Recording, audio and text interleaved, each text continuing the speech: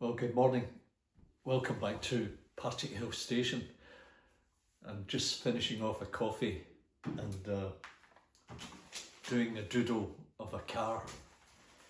I try and do one of these every day, and I post on Instagram as Charlie McGowan 1104. You can check that out and see my art.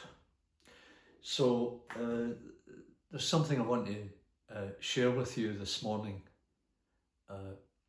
First of all, about a video I made maybe a year or two ago, and it was regarding something that we use every day. So let's go and have a look at it. Okay, so you're all familiar with this and you know what it's used for. This is an American Standard. Now, the story behind this comes from a previous video I made.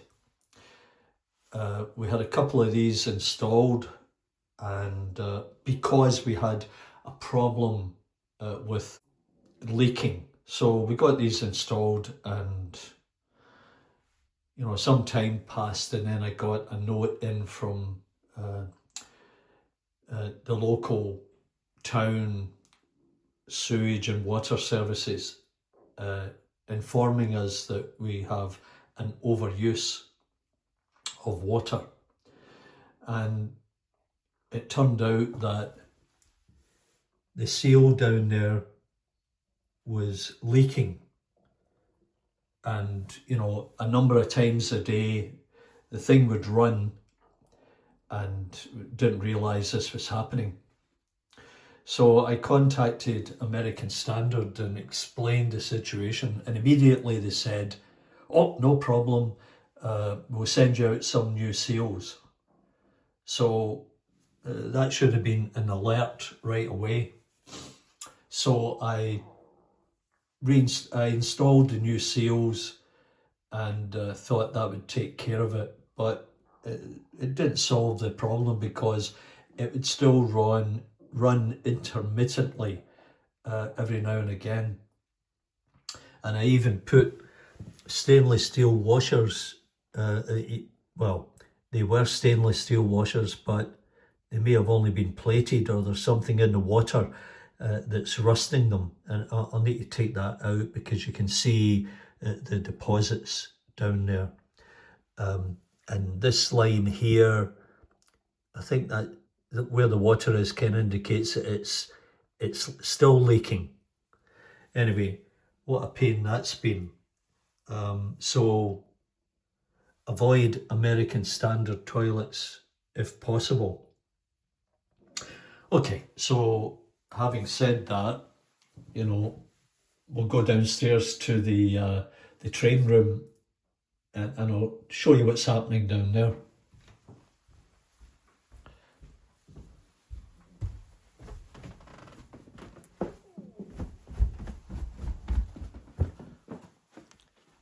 Styrofoam for buildings.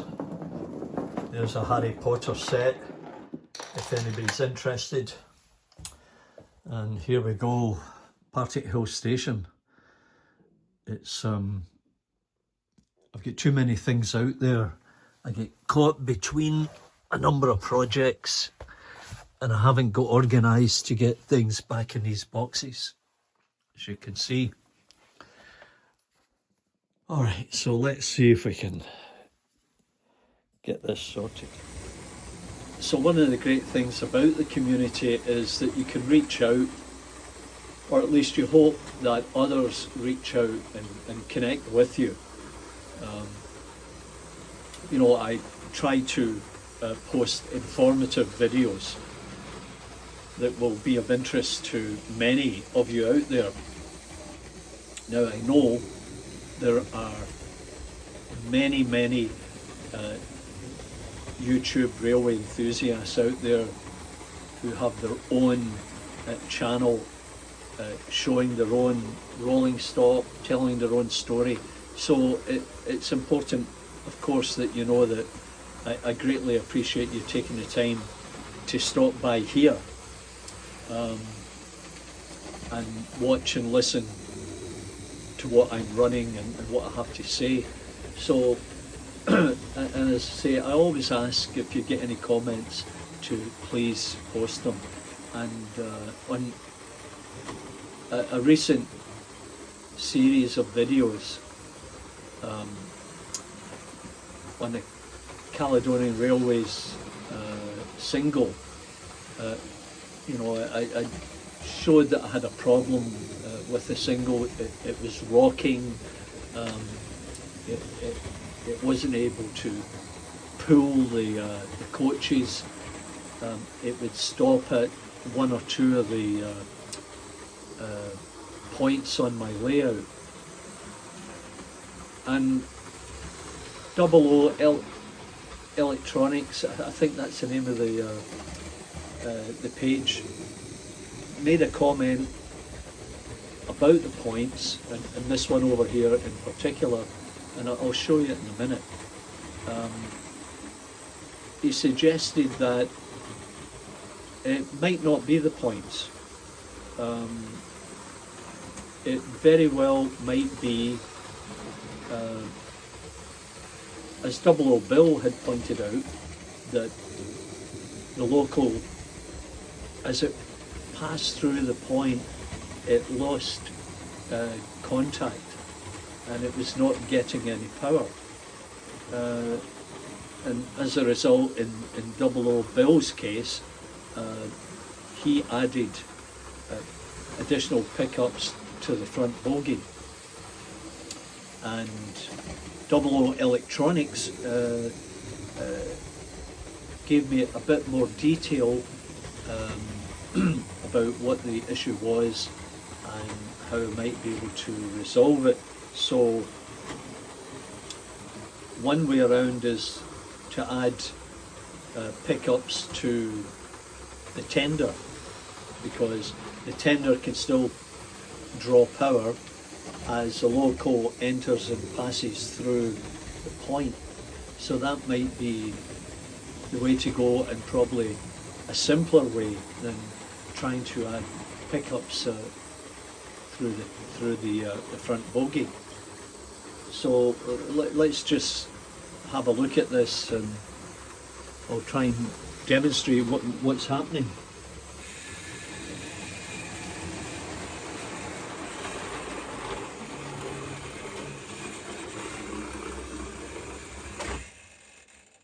Okay, so that wasn't planned for, but let's just hold on a second. So here it is. It's a really nice model, and you know, it now runs really well. You know, I checked everything. The connector between, well, we'll just see if we can take it apart. You know, this pin, I thought maybe that's the problem, so I cleaned it, polished it. You know, I'd take a 9-volt battery and it's working. There's the cog in place, the brass cog.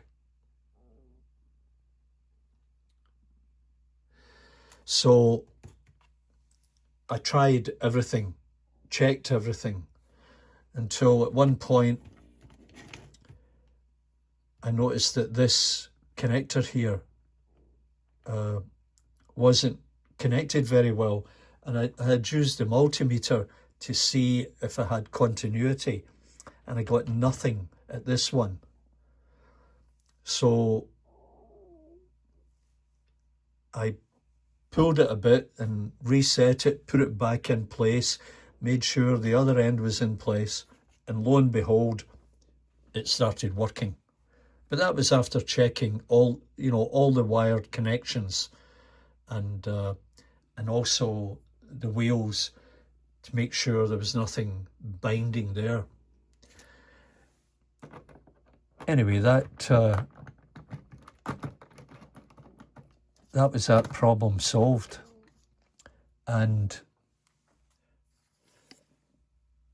But I'd also made sure that there was a good connection down here and everything was cleaned, and that the brass plate here wasn't bent. And one reason I checked that was Double O Bill had demonstrated one of his models that he was working on where that had come away from the plastic and he had to get it reconnected. So I just made sure that I wasn't having a problem there, and it was a good connection and everything seemed to work. And so it's nice to see that locomotive running, because it's been sitting on the shelf up there for some time, and now it's running perfectly well, and it will get run more often now.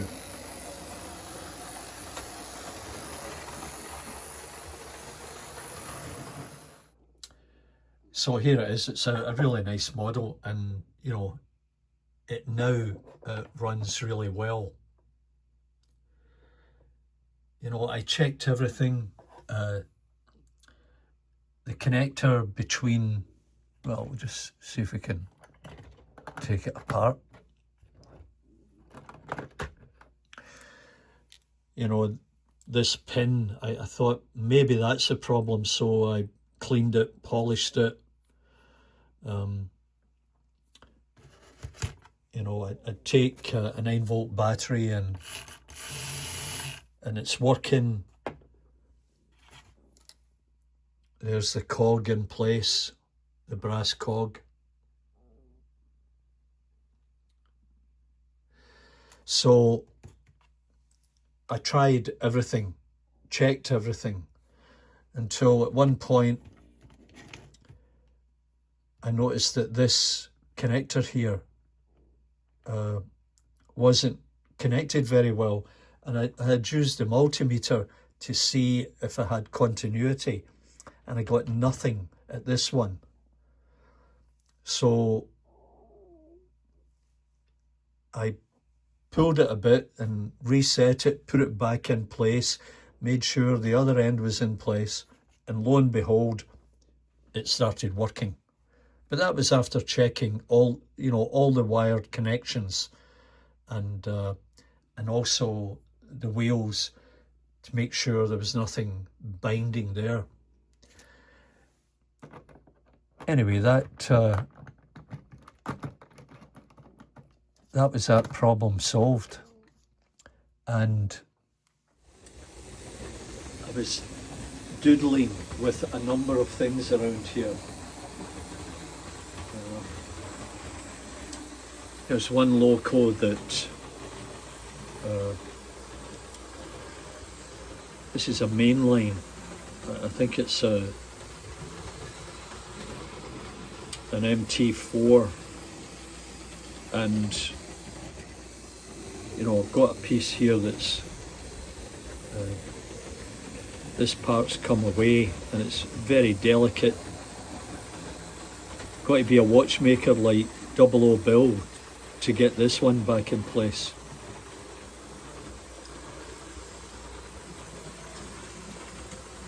And there's the body for it.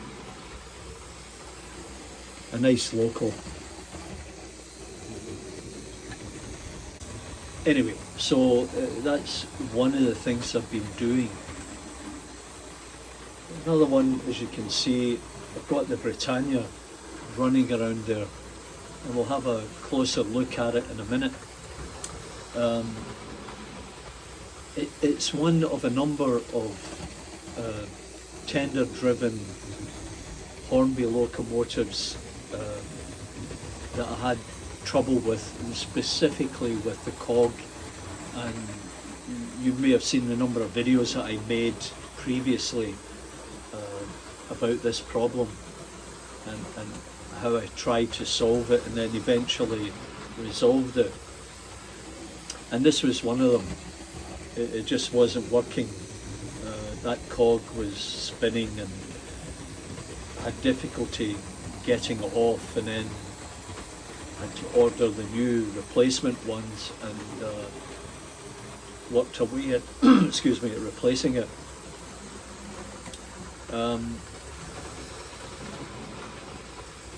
For whatever reason, it still didn't work, and I set it aside for the longest time, and then just last week there I picked it up again and had a look at it. So we'll just stop it for a second here.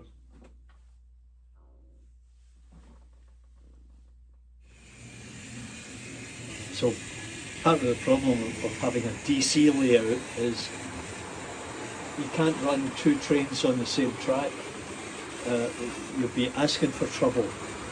So the Caledonian Railway single is going around there quite nicely, but we'll try and catch it as it comes to this one point over here. This one here. Yeah, you see a bit of a hiccup there. Now that, from all accounts, there's nothing wrong with the point. And as you saw with the Britannia, it went through there without any issue.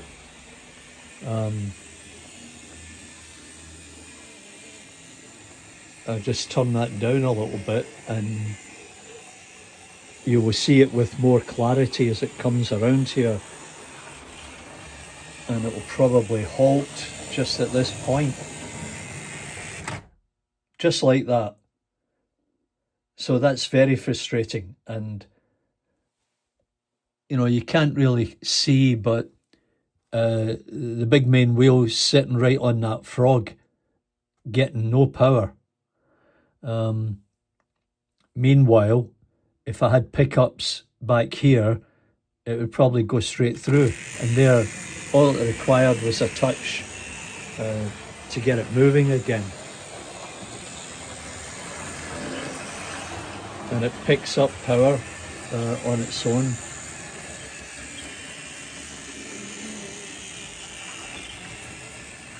Seems to be a bit slow over that end. That may be for another reason, but you can hear that big wheel spinning a little bit. But that's another issue. Let's see what happens this time. Oh, it made it through.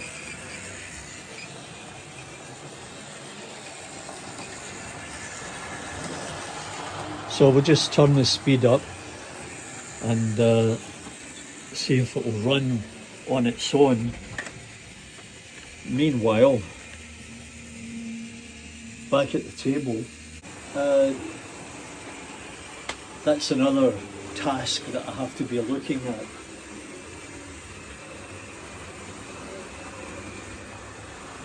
And of course, if you haven't been on the channel recently, you would know, you might not know that one of the tracks now is DC.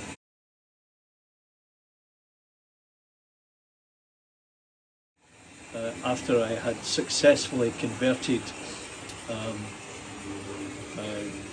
TRIANG Princess to DC. And you know, it runs better than ever. I've never seen it run so well or so smoothly, slowly, and I think it was pulling 13 wagons, so that's a pretty good accomplishment. Anyway, on the topic of decoders, you know that I had purchased a few decoders from, I don't know if I've got it here, TCS in the States, and I didn't have a good experience using their decoder. Now, it very well might be that those particular decoders won't work, just will not work with the older TRIANG locomotives, and Mark at Donegal, Dad, suggested that we need to have a 1 amp capability in the decoder so that it can drive the older XO3, XO4 motors. But Scott Rails, our guy Dave, he successfully used the TCS decoder on a class 29, which of course is a Ringfield motor. So, you know, those decoders might work for Ringfield motors, but don't appear to work for the older XO3 type motors. So that might be a way for me to continue converting some of the locos so that I have a variety of locos able to run on the one track, while the DC locos continue running on the other. So, so this is my latest acquisition, a class 20. I may have shown you this one, but always nice to see something else. And it's DC. It's, I think, very lightly weathered.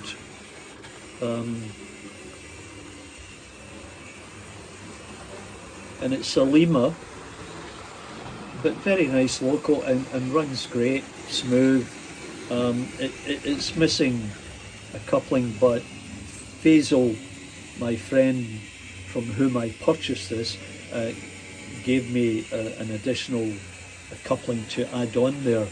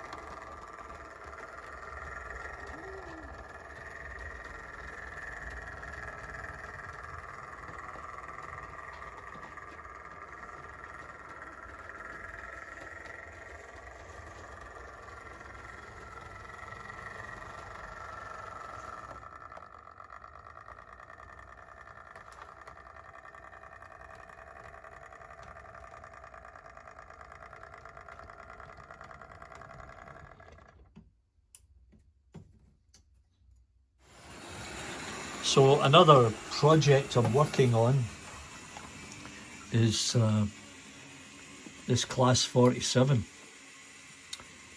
which has one of these Fleischmann motors. Now,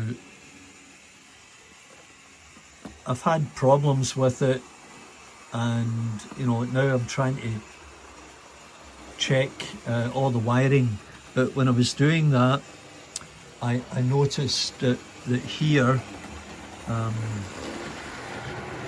there's a cap missing. You know, they've got these little brass caps. There's one in place and this one's missing. So that tells me that the spring and brush aren't fully functional.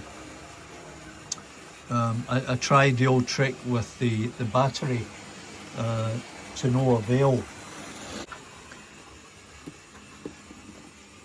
as you see, it won't work, and I think that might be because that one brush is missing. So that's another little project I've got to work on. And here is the interior of the blue-grey BR coaches that Peter Practicus had modelled and kindly made these STL files available to us all. I had them printed out successfully, and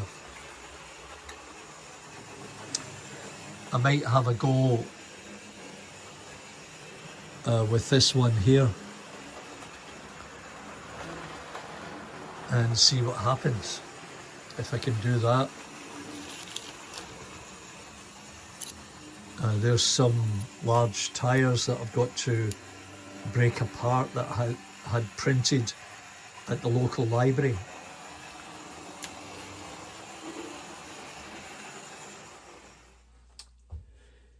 Well, I hope you enjoyed that. Oh yes, different shirt, different time, different day. You know how it goes, trying to pull these things together. And I apologise for the slip of the tongue. DC, DCC, bit of a tongue twister. Trying to think while you talk is often challenging. Anyway, I just thought I'd pull a few things together and put it out there for you. I hope you found it interesting. And as I always say, I really appreciate you dropping by, because there's lots of options.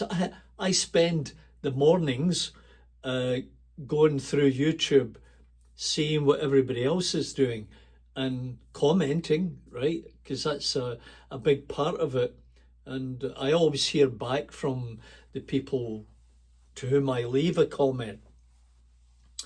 And I think that's a very important part of the community.